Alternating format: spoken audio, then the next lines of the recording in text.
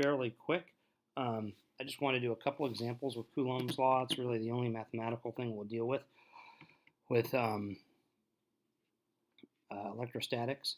These are actual calculations. One of the physics classroom concept builders is going to deal with things with proportions.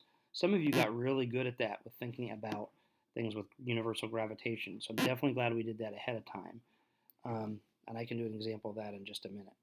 So assume we've got two balloons that are 0.2 meters apart. Each become positively charged. Balloon 1 gets a charge of plus 3 microcoulombs. There's an explanation of that, although I don't know why. So a charge.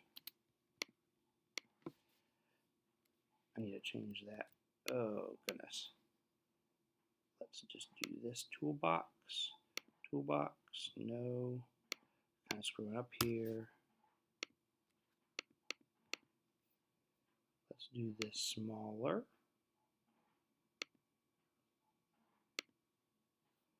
And smaller. And how about a color? And cram it in here. Hey, that was good figuring things out on the first try. And anyhow, balloon 2 gets a charge of 5 microcoulombs. Determine the force between them.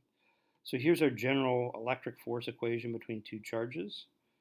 I use distance squared instead of radius squared because the r is weird. Like you always wonder, is it half the distance between it? So I use d squared.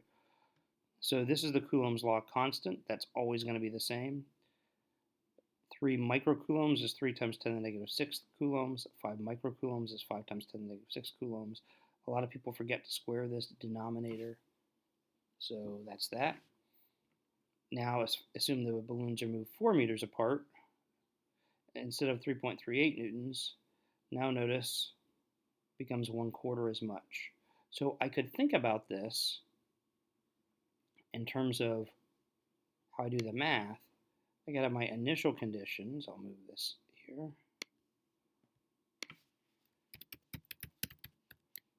Is doing something like that 1 times 1 times 1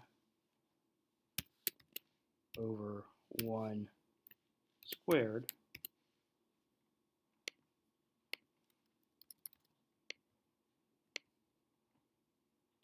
finally, final conditions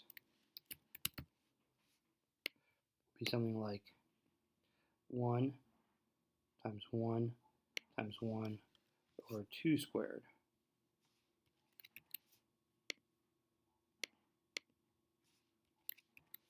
Wish I could do exponents there. At any rate, so that is basically 1/4 as much. So 1/4 of this would be 0.84 newtons. So a lot of times that's kind of all we need to think about is the proportions. Oh, I did it already. I'm an idiot. Okay, so now assume the charge on balloon 1 doubles and the distance becomes 3 times as much. How do we work that? Well, compared to the initial things, the initial force was 3.38 newtons, and this example would be 2/9 of that. I'm smarter than I thought. I didn't know that I could do that. Did that. Number 2, a proton and electron and a hydrogen atom are 1.5 times 10 to the negative 10th meters apart. Determine the electrical force between them. So the charge on an electron and proton are the same, the fundamental charge, which is 1.6 times 10 to the negative 19th coulombs. So I get that this is 1.03 times 10 to the negative 8th newtons. It's attractive because an electron's negative and a proton's positive. So if we compare, that seems like a tiny force, and it is. If we compare that to the gravitational force between them, notice the mass of a proton and mass of an electron are tiny. You could look that up online if you wanted to, but this is just an example problem. So we can see here that the gravitational force is 4 times 10 to the negative 74th newtons. Well, that's incredibly tiny. So, in fact, an electric force is much, much, much stronger and completely dominates the gravitational forces for small objects. So I think that's pretty good to go over those examples. Hopefully they make sense with the practice ones that we'll end up doing.